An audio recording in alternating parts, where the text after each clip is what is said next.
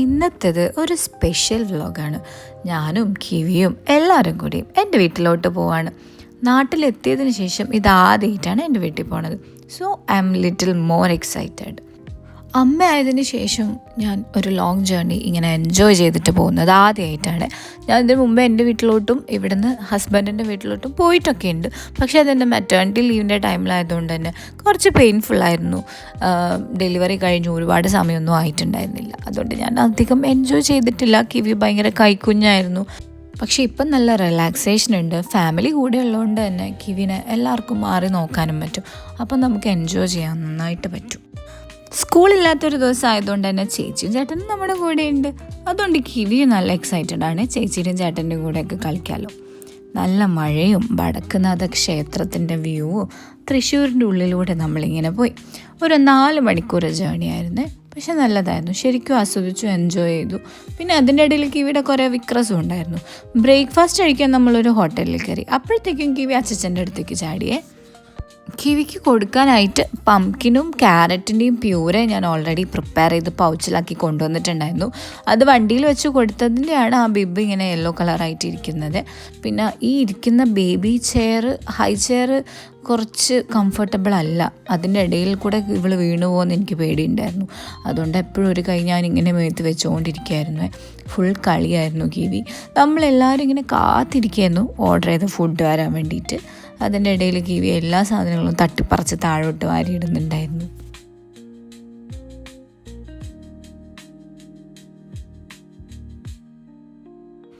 അങ്ങനെ കാത്തിരുന്ന് നമ്മുടെ ഫുഡ് വന്നു. മസാല ദോശ, അപ്പം, കടലക്കറി എല്ലാവരും എൻജോയ് ചെയ്ത് കഴിച്ചു. പക്ഷേ ഫുഡ് കണ്ടപ്പോഴത്തേക്കും കിവിക്ക് അത് വേണം. നമ്മൾ കഴിക്കുന്ന ഫുഡൊക്കെ അവൾക്കും വേണമല്ലോ ഇപ്പം. അതുകൊണ്ട് തന്നെ അവളുടെ ക്രാങ്കിനെസ്സും വാശിയൊക്കെ കണ്ടപ്പോൾ അവിടെയുള്ള ഒരു പെൺകുട്ടി കിവീനെ എടുത്തിട്ട് പോയി. അമ്മ ഫുഡ് കഴിച്ച് കഴിഞ്ഞപ്പോൾ കിവീനെ പോയി എടുത്തിട്ട് വന്നേ. അപ്പോൾ ആൾക്ക് ഇത്തിരി വിഷമമായി ഒറ്റയ്ക്ക് പോയതിൻ്റെ. പിന്നെ ഒരു വഴിയില്ലാണ്ടായപ്പോൾ നമ്മൾ ദോശ ഓർഡർ ചെയ്തു. കിവിക്കായിട്ട് പറഞ്ഞ് കുക്ക് ചെയ്യിപ്പിച്ചതാണ്. അധികം ഓയിലൊന്നും ഒഴിക്കാണ്ട് 2 സൈഡും നന്നായി കുക്ക് ചെയ്ത് അവർ കൊണ്ടു തന്നു. അവൾക്ക് നല്ല ഇഷ്ടപ്പെട്ടു. പക്ഷെ അതിൻ്റെ പകുതി ഞാനാണ് കഴിച്ചത്, പകുതി കിവിയും കഴിച്ചു. അങ്ങനെ നമ്മൾ ഫുഡൊക്കെ കഴിച്ച് കഴിഞ്ഞ് വീണ്ടും ജേർണി സ്റ്റാർട്ട് ചെയ്തു. ഏർലി മോർണിംഗ് ഇറങ്ങിയതുകൊണ്ട് തന്നെ മക്കൾസിനൊക്കെ നല്ല ഉറക്കം വരുന്നുണ്ടായിരുന്നു. ബെഡൊക്കെ വണ്ടിയിൽ ഓൾറെഡി പിന്നിൽ സെറ്റ് ചെയ്തിട്ടുണ്ടായിരുന്നു. പിള്ളേരവിടെ കിടന്നുറങ്ങി. ഫൈനലി നമ്മളിവിടെ എത്തി.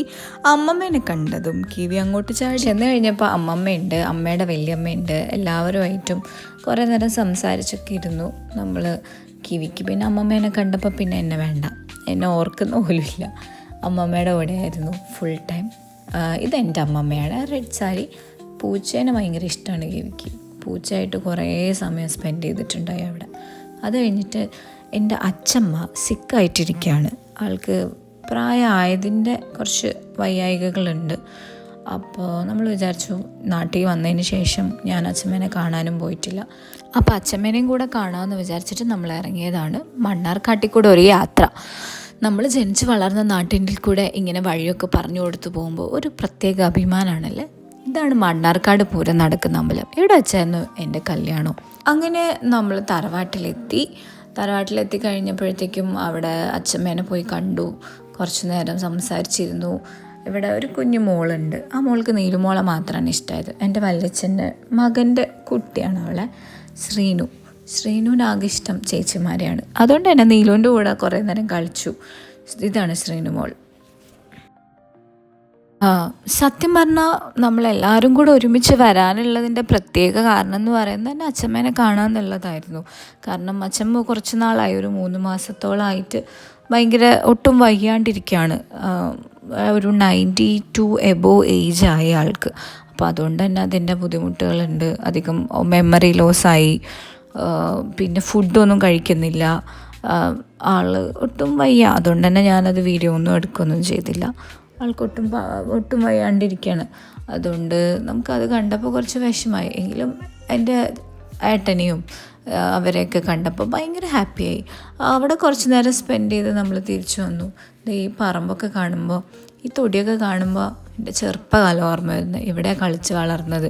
തറവാട് ഇപ്പോൾ ചെറുതായിട്ടൊക്കെ മാറി, പെയിൻ്റൊക്കെ അടിച്ച് സെറ്റാക്കി. പക്ഷേ ആ പണ്ടത്തെ ഓർമ്മ അതൊക്കെ ഇപ്പോഴും മനസ്സിൽ തന്നെയുണ്ട്. ഇവിടെ എപ്പോഴും വരും പട്ടികൾ, പൂച്ചകൾ. ഇത് ഞങ്ങളുടെ പഴയ കിണർ. പക്ഷെ കുറേ കാടൊക്കെ പിടിച്ചു, കുറേ സ്ഥലം. അങ്ങനെ അവിടുന്ന് ടാറ്റാ ബൈ ബൈ പറഞ്ഞ് തൊട്ടടുത്ത് തന്നെ എൻ്റെ വേറെ വല്യച്ഛൻ്റെ വീടുണ്ട്. അവിടെയും കയറി അവിടെ നിന്ന് വല്യച്ഛനെയും വല്യമ്മേനെയും കണ്ട് നമ്മൾ സംസാരിച്ചിട്ടൊക്കെയാണ് ഇറങ്ങിയത്. ഇതാ ഇവിടെ വല്യമ്മ ഇവിടെ ഉണ്ട് കേട്ടോ. വല്യമ്മ ഭക്ഷണം കഴിക്കായിരുന്നു. ഇതേ അവരെ പേരക്കുട്ടിയെ വന്ന് നല്ല ഉറക്കമായിരുന്നേ. സത്യം പറഞ്ഞാൽ എല്ലാവരെയും കണ്ടതിൻ്റെ ഒരു സന്തോഷമുണ്ട്, എനിക്ക് നല്ല സന്തോഷമുണ്ട് ഉള്ളിൽ. അത് കഴിഞ്ഞ് ഒരു പ്ലമ്മൊക്കെ കഴിച്ചിട്ട് നമ്മൾ തിരിച്ച് എൻ്റെ വീട്ടിലേക്ക് തന്നെ പോയി. അവിടെ ചെന്ന് കഴിഞ്ഞാൽ അടുത്ത കലാപരിപാടിയാണ്, ഫുഡ് കഴിക്കുക. അത് കഴിഞ്ഞ് ഇവർ തിരിച്ചു പോവും. ഞാൻ ഇന്ന് ഇവിടെ തന്നെ സ്റ്റേ ചെയ്യും. ബിക്കോസ് നാളെ എൻ്റെ ഒരു ബെസ്റ്റ് ഫ്രണ്ടിൻ്റെ കല്യാണ റിസപ്ഷൻ ഉണ്ട്. അത് കൂടാൻ കൂടെയാണ് എൻ്റെ പ്ലാൻ. ഇപ്പോഴാണ് കിവി എന്നെ ഓർക്കുന്നത്. ഞാൻ തിരിച്ചു വന്നപ്പോഴാണ് എന്നെ കാണുന്നത്, എൻ്റെ മേത്തേക്ക് ചാടുന്നതും. അതുവരെ ഒരു കുഴപ്പമില്ലാണ്ട് ഫുഡൊക്കെ കഴിച്ച് കളിച്ച് ചിരിച്ച് അവിടെ ഇരിക്കുകയായിരുന്നു. സാധാരണ ഞാൻ മാറിക്കഴിയുമ്പോൾ നന്നായി കരയുന്ന ആളാണ്.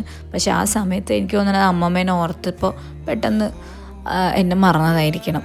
ഇത്രയും നാൾ കൂടെ ഉണ്ടായിരുന്ന ആളല്ലേ. ഇത് ഈ കാണുന്ന ലബൂബും ഉണ്ടല്ലോ, ഇതിൻ്റെ ഒരു ചെവി ഇപ്പം ഇല്ല. കാരണം എൻ്റെ കിവിമോൾ അത് കടിച്ച് പറിച്ചെടുത്തു. വെറും മോണ വെച്ച് അവളെല്ലാം കടിച്ച് പറിച്ചെടുക്കും.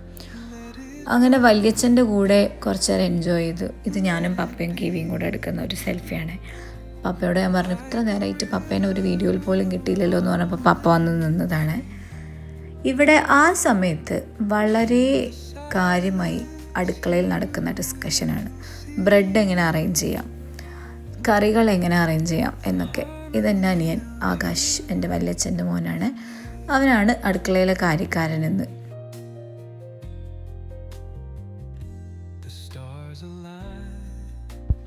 ഞാനും ആദ്യത്തെ പന്തിയിൽ തന്നെ കയറി ഫുഡ് കഴിച്ചിട്ടുണ്ട്. ഇതിൻ്റെ ഒരറ്റത്ത് ഞാനും കയറിയിരുന്നു. ആദ്യമൊക്കെ വേണ്ട പറഞ്ഞെങ്കിലും ഞാൻ നൈസായിട്ട് കയറിയിരുന്നു, ഫുഡ് കഴിച്ചു. അതിന് നമ്മളൊരു കുറവും വരുത്താൻ പാടില്ലല്ലോ.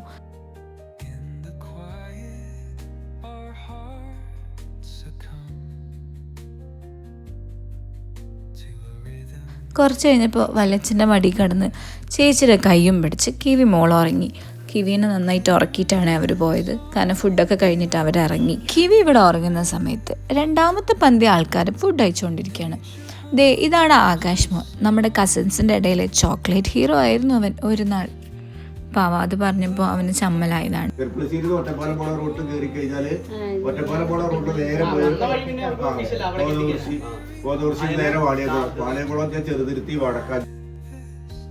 ഇപ്പം ഈ കണ്ടതാണ് ഒറ്റ ശ്വാസത്തിൽ വഴി പറഞ്ഞു കൊടുക്കുന്നത്.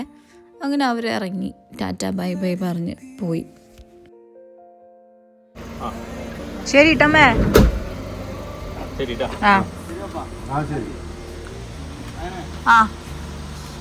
ഞാനും കിവിയും ഇനി കല്യാണം കൂടി കഴിഞ്ഞ് നാളെ അല്ലെങ്കിൽ മറ്റന്നാൾ ഒരു 2 ദിവസം നിന്നിട്ടേ പോവുള്ളൂ. ഈവനിങ് ആയപ്പോൾ കിവിനെ ബാഗിൽ തൂക്കി ഞാനൊന്ന് പുറത്തുപോയി അമ്മേനെയും കൂട്ടിയിട്ട്. കാരണം കല്യാണത്തിന് പോകുമ്പോൾ ഇടാനുള്ള ഓർണമെൻറ്റ്സ് വാങ്ങണം. പിന്നെ കിവിക്ക് വേണ്ടി അമ്മമ്മ വാങ്ങിയ ഒരു ഫ്രോക്കിൻ്റെ മെറ്റീരിയൽ എനിക്ക് തീരെ ഇഷ്ടപ്പെട്ടില്ല. അപ്പോൾ അതൊന്നും നമുക്ക് എക്സ്ചേഞ്ച് ചെയ്യണം. അതിനും കൂടെ വേണ്ടിയിട്ട് ഇറങ്ങിയത്. പിന്നെ കല്യാണത്തിനുള്ള ഗിഫ്റ്റും വാങ്ങണം. സോ നമ്മൾ തൊട്ടടുത്തുള്ള ടെക്സ്റ്റൈൽസിൽ വന്നു, ഡ്രസ്സ് എക്സ്ചേഞ്ച് ചെയ്തു. കിവിക്ക് കുറച്ചും കൂടെ സ്മൂത്തായിട്ട് കംഫർട്ടബിളായിട്ട് ഇടാൻ പറ്റുന്ന ഒരു ഡ്രസ്സാണ് എടുത്തത്. പിന്നെ നമ്മൾ ഗിഫ്റ്റ് പാക്ക് ചെയ്തിട്ട് മെല്ലെ ഇവിടെ നിന്ന് ഇറങ്ങുകയാണ് ചെയ്തത്. പക്ഷെ കുറച്ച് സമയം അവിടെ സ്പെൻഡ് ചെയ്തു.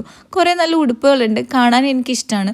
പക്ഷേ എനിക്ക് ഉടുപ്പ് കിവിക്ക് വാങ്ങിക്കാൻ തീരെ ഇഷ്ടമല്ല. കാരണം അവൾക്കത് ഒട്ടും കംഫർട്ടബിൾ അല്ല. വീട്ടിൽ പകൽ സമയത്ത് കളിക്കുമ്പോൾ ഉടുപ്പിടുന്നത് ഓക്കെയാണ്. പക്ഷെ നമ്മൾ ട്രാവൽ ചെയ്യുമ്പോൾ അല്ലെങ്കിൽ കിടന്നുറങ്ങുമ്പോഴൊക്കെ കുഞ്ഞി ട്രൗസറും ബനിയനും അല്ലെങ്കിൽ ഇങ്ങനത്തെ പാൻറ്റൊക്കെ ആണെങ്കിൽ എന്ത് സുഖമാക്കണ്ട, അവൾക്കും സുഖമായിട്ടിരിക്കാം. ഉടുപ്പാണെങ്കിലൊക്കെ ഒരു എടുക്കാനും പിടിക്കാനൊക്കെ ഭയങ്കര പാടായിരിക്കും. ടെക്സ്റ്റൈൽസിൽ നിന്ന് നേരെ ഇറങ്ങിയത് നോസ്റ്റ് പുതുക്കാൻ ഫേമസ് ബേക്കറിയിലോട്ടാണ്. ഒട്ടുമിക്ക മണ്ണാർക്കാട്ടുകാർക്കും അറിയുന്നതായിരിക്കും ഫേമസ് ബേക്കറി. പക്ഷേ ഓർഡർ ചെയ്ത ചായയും ഹോർലിക്സും ഫലൂദയും വായി വയ്ക്കാൻ കൊള്ളില്ല എന്നും ജെന്യുവൻലി പറയുകയാണെങ്കിൽ ആകെ ആ ഗീയുടെ മൈസൂർ പാക്ക് മാത്രം നന്നായിരുന്നു. പപ്പയുടെയും മുഖം കണ്ടോ, അതാ കുടിച്ച ചായയുടെ ആഫ്റ്റർ എഫക്റ്റ് ആയിരുന്നു. ഒട്ടും കൊള്ളില്ലായിരുന്നു. കുറച്ച് കഴിഞ്ഞപ്പോൾ അമ്മേൻ്റെ ഒരു പരിചയത്തിലുള്ള കൂട്ടുകാരി ചേച്ചി വന്നു. അമ്മ ചേച്ചിയായിട്ട് കുറച്ച് നേരം സൊറ പറഞ്ഞിരുന്ന് നമ്മൾ അവിടുന്ന് ഇറങ്ങി. എനിക്ക് കുറച്ച് ഓർണമെൻറ്റ്സ് വാങ്ങാനുണ്ടായിരുന്നില്ല, അത് പോയി വാങ്ങിച്ചു. അവിടുന്ന് ഈ ഡബിൾ എയർ മാലയും ഞാൻ പൊക്കി. അതിനുശേഷം നമ്മൾ തിരിച്ചു വീട്ടിൽ പോയി. അപ്പോൾ അത്രയേ ഉള്ളൂ. Thank you for watching. Bye bye.